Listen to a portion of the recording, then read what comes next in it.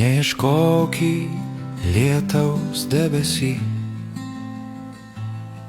krištolinių rožančiaus karolių. Jie nukritę sudužo visi ir atliko išganimo rolę. Gal todėl vaikšto žemėje basas, aklas dievas piemens marškiniais, gelia kojas sušalusios rasos, nes jis eina laukais, ne keliais.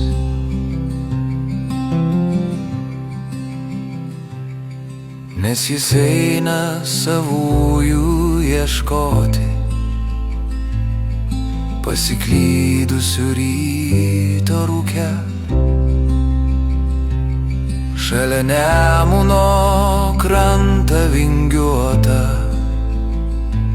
vis baksnoja balta lazdele ir neranda nei vieno sekėjo, kur sušuktų: o Dieve, aš čia. Pro jį žmonės atsargus praėjo, kamgi jiems aklo Dievo kančia. Vieną rytą jis paliečia žvejį, tarsi akmenį upės krante. Dieve mano, padėk ištraukti šitą žuvį, nuplauks į srovę. Aklas dievas nudžiugo išgirdęs, kad jo šaukėsi balsas žmogaus.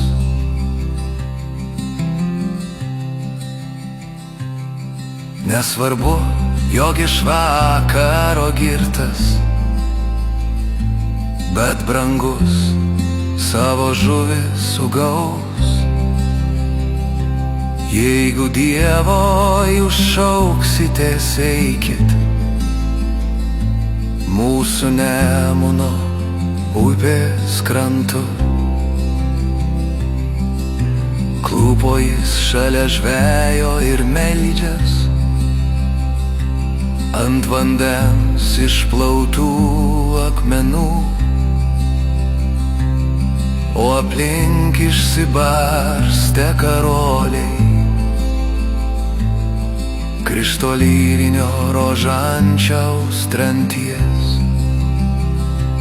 Kai kalbėjo maldas mūsų broliai,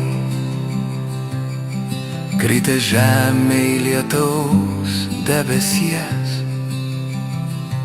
Gal todėl šiandien vaikščiojo basas, aklas dievas piemens marškiniais, gelia kojas sušalusios rasos, nes jis eina laukais,